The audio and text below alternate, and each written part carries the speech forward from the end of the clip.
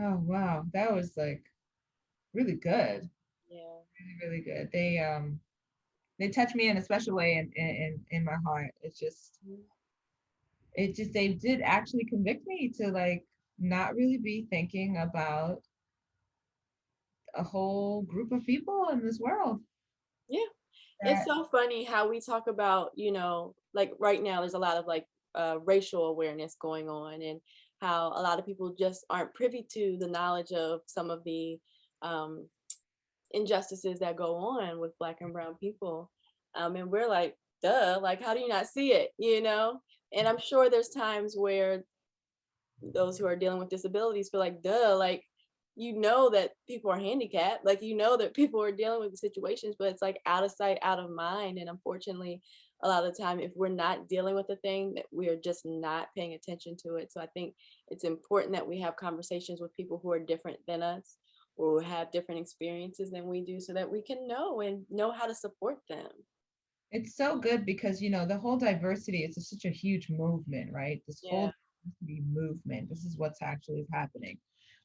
And like you said, it is just focused either on race or gender. Those are like the two things that it's been focused on, but it's so broad. There's so, this whole and mental health.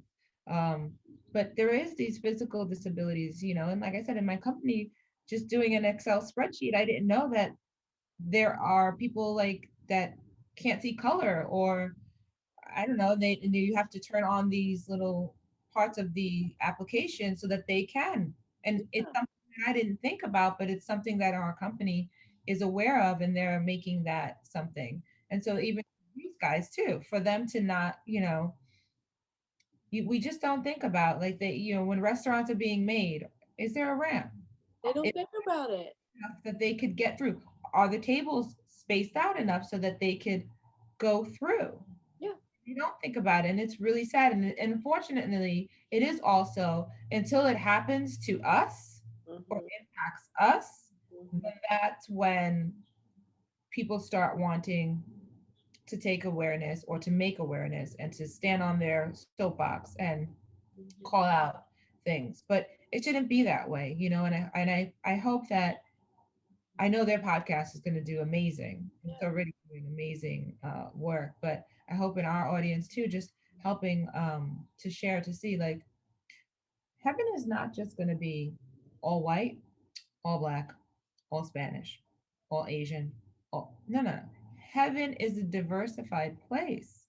There will be people, that maybe didn't have limbs, that didn't see that it's a diversified, we live in a diversified world. And to think that we could only live in this one little bubble Yeah. where everybody looks like me and talks like me and is right-handed or left-handed or brown hair, that's not the way the world is. Right. Right. I had a conversation with one of my girlfriends recently about history, and I was saying, I'm so glad to see that she's back in school and I'm back in school, and she's like, she doesn't recall remembering or hearing about all these women authors. She's studying women's studies, and she's like, I don't recall hearing about all these.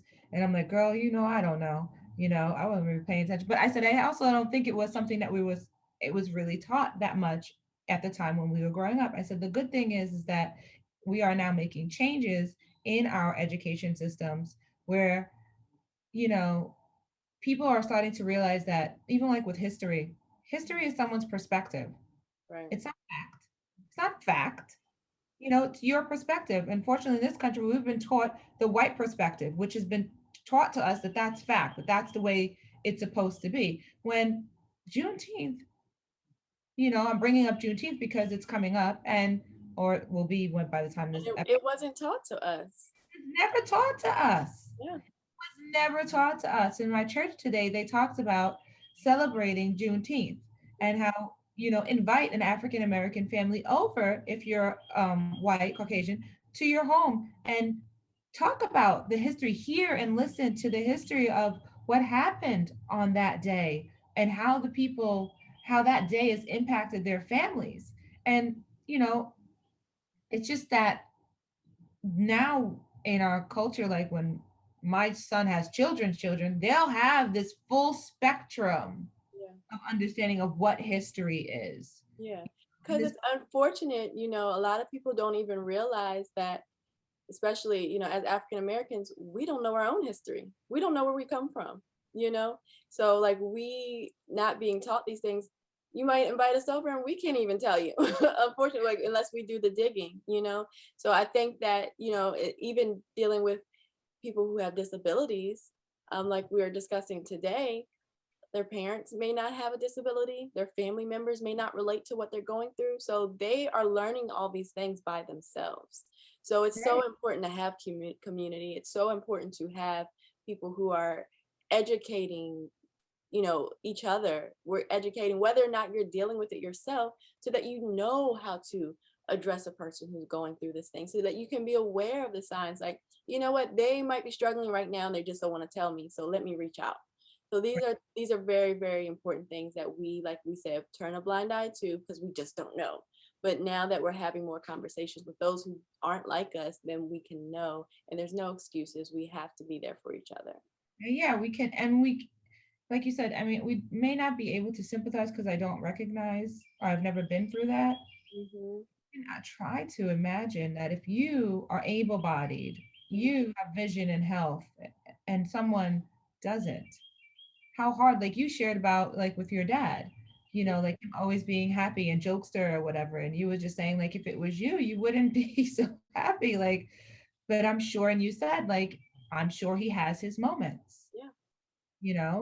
but he's learned to persevere, and people with, I think what I love about people that have disability is they really inspire me Hmm. because they actually convict me Yeah. of the limits and the negative self-talk or the not pushing myself to do better when you have people that have no arms or legs and they're in the Olympics, or they're successful, or there's just so many people that go off and to do things in spite of their disability.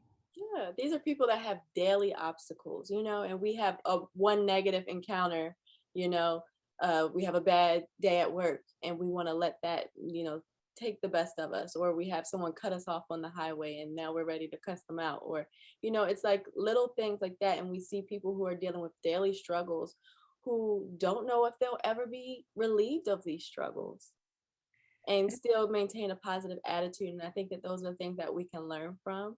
That, and I think we do kind of all learn to deal with our handicaps, because I think we all have in a way a handicap, and I think we learn to deal with them and just push through. But I think it's also important that even with the minor things that we let upset us and the negative talk, like you said, we learn to go against that, because these are things that hinder us as well. So if we can learn to keep that same attitude about every single situation, we can be that much better and we can actually live more on purpose, because it's those little things I feel like that hinder us, where we get into a space of selfishness, like we want this comfy life. And it's like every day, every situation is not going to be comfortable. Right. You have to learn to be positive and actually keep the right mindset so that you can help someone outside of yourself. It always inspires me because of, my struggles with mental health sometimes.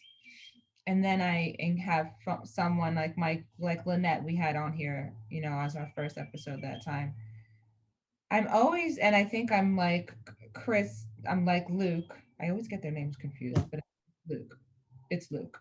Yeah. Where he was saying like, he's more inquisitive and wants to ask questions. Yeah. You know, Hmm. I'm the same way in that I know that I'm struggling with whatever I may be struggling with, but sometimes I can be really hard on myself. But then I go to my friend Lynette and I ask her, like, how do you do it? Hmm. Hmm. Share. She shared that she has her moments in the bathroom in the mirror crying and, let it out. She gives herself a good 5 minutes, let it out, get it out, and then she just goes upon her day. Yeah. And that's encouraging to me because I think sometimes we don't allow, I know I don't allow myself that grace to be like, I can cry if I want to. I Hmm. can be upset if I want to. Give myself that space. And I think Chris talked about it, how those motions came up And God was like, no, he didn't want to feel them. He was saying he didn't want to feel them, but God was like, no, I want you to feel them, but feel this instead. Now feel this, feel the love, feel the joy. And it's that, that's what I think was so great about this interview, is just to hear the human part, the real, like, relatable part, in like, we're able-bodied and they're disabled, but we're still all humans, and we all have the same emotions, negative mindset sometimes, and positive. It's just how we work with what we are given, Yeah. and to encourage one another. And they do such a great job of encouraging Mhm. other and their audience. Yeah. I think that shows the importance of having a tribe, of Mhm. having a team, just having people who, are like-minded around you to support. Like when Chris was down, Luke lifted him up and vice versa. So I think, like you said, iron sharpens iron. It's so important to have people around you who can relate to what you're going through and can lift you up.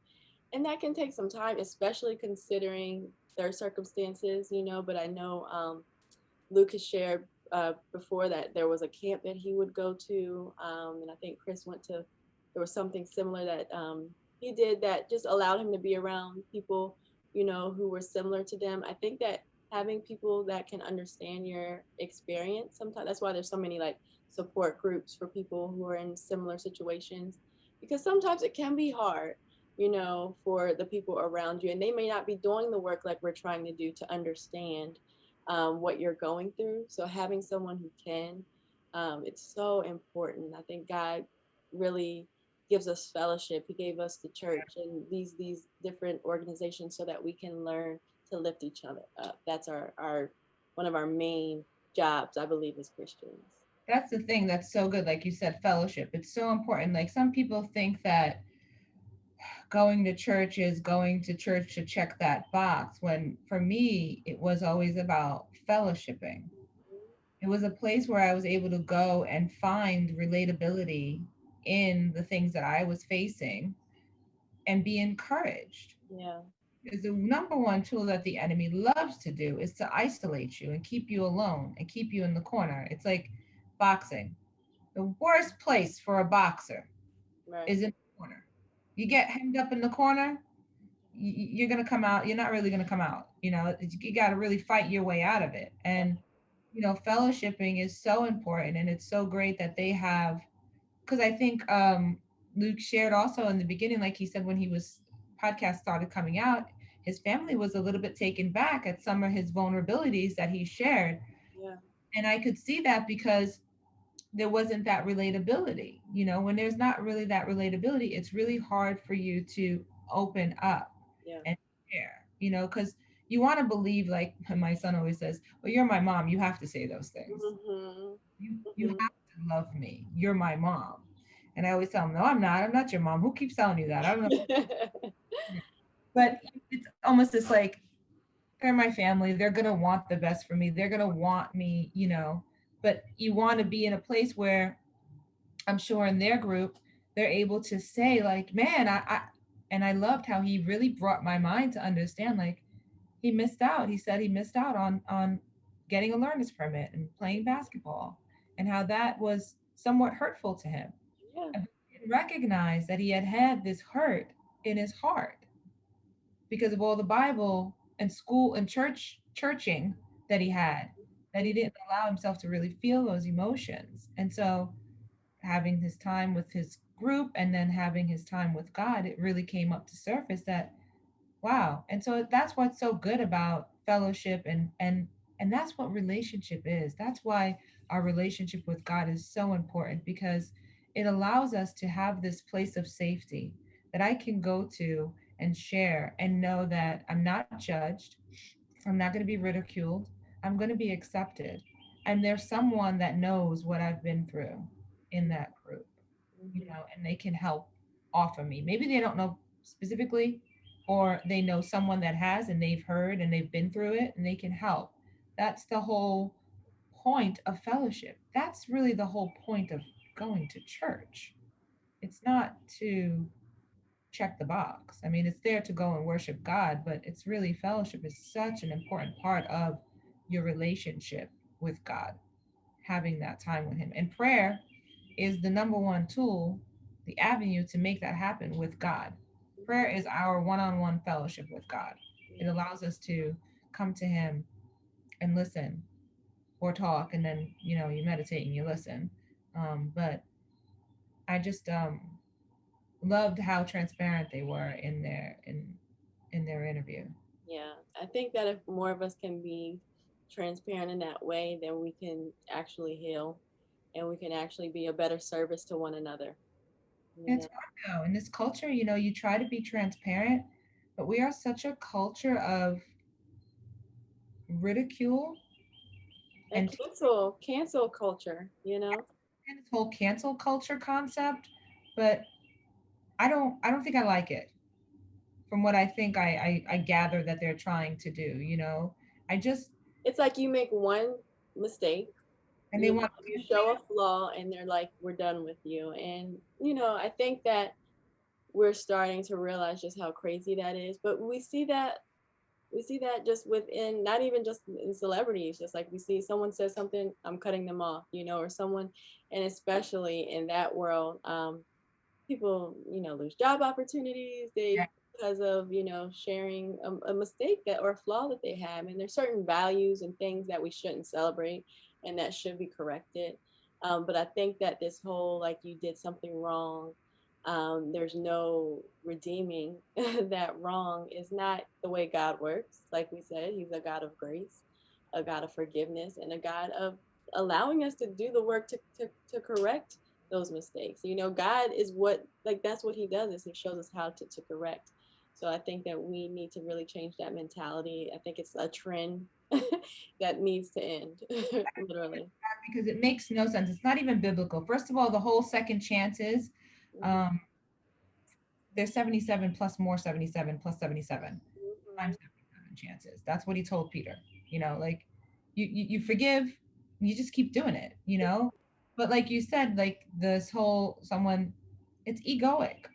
It's from our egos that we don't want to believe or we want to cut people off. I know sometimes I can get in my ego and be like, I can get upset with someone, they do something to make me upset. I'm like, I'm cutting them off, delete, block, unfollow.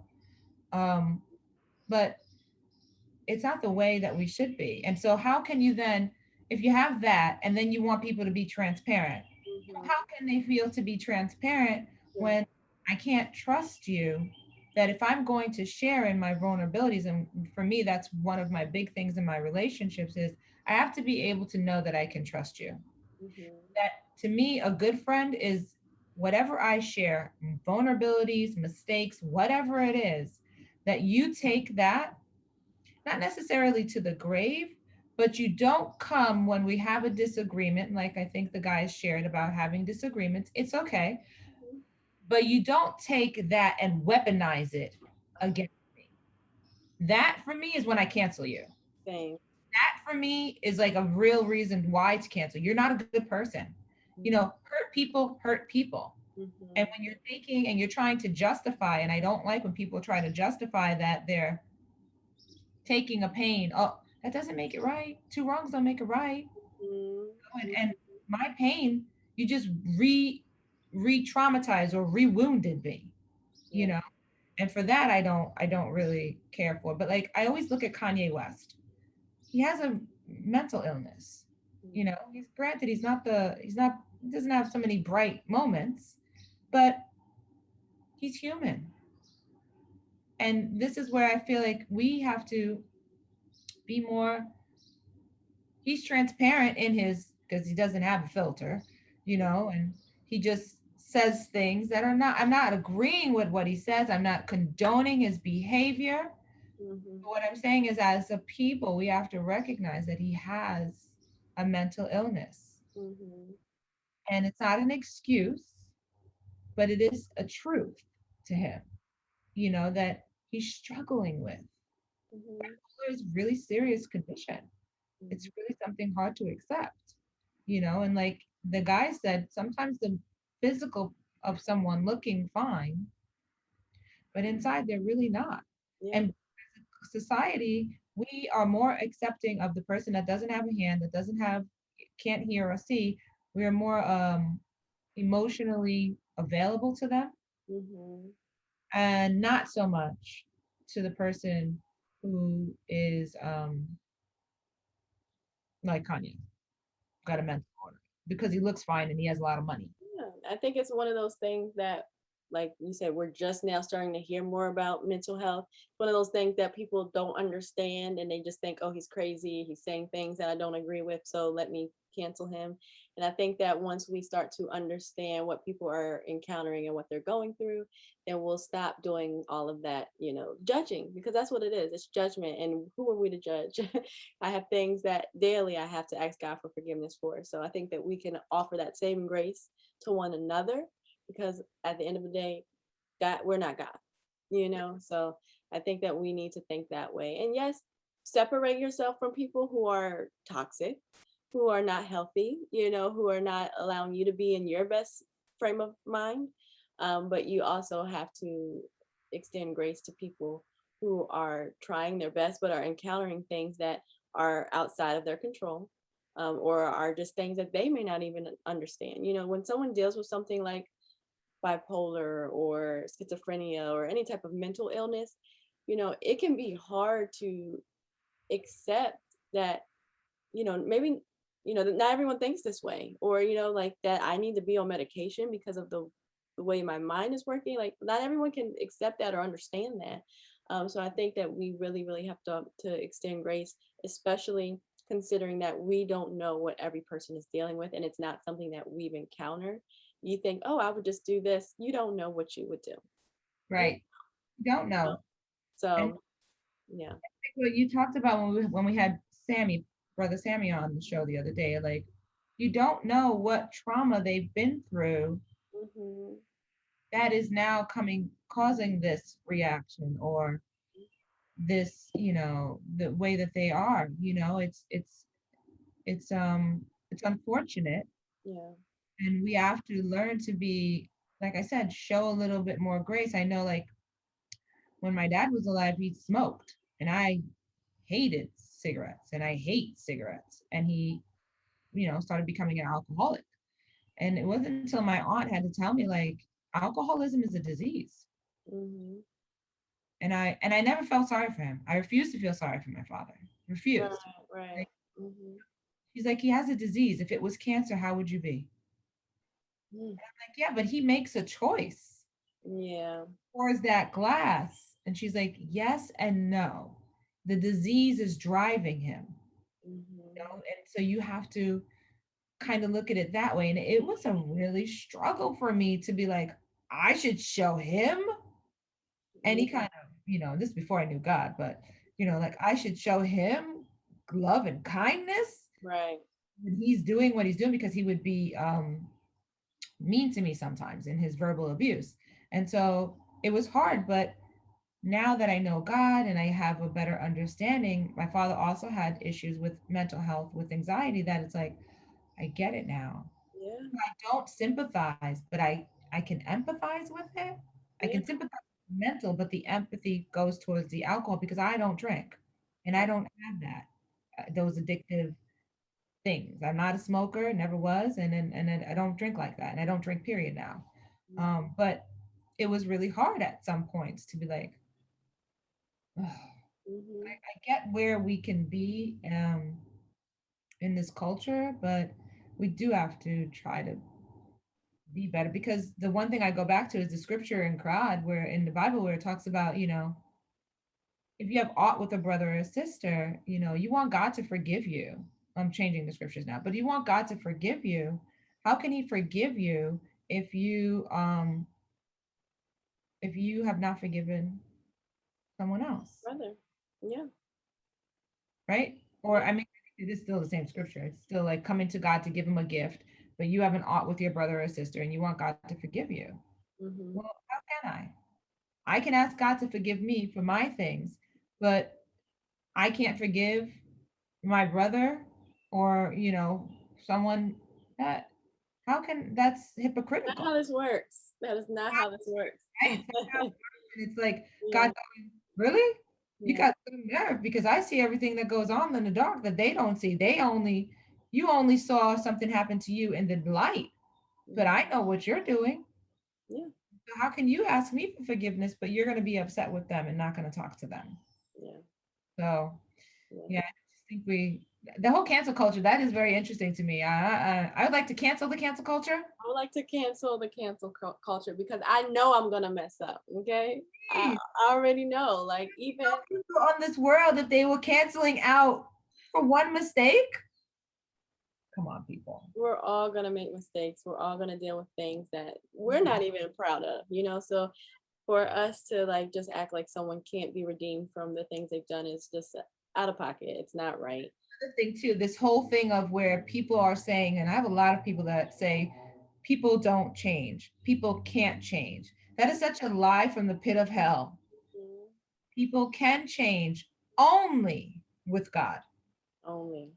only with God. So there is room to change. There is the ability to change, but only God can change the person. Yeah. So, it's like, oh, that person will never change. They're always going to be the same. Mhm. Well, Mhm. if I'm a Christian and she's found her way with God,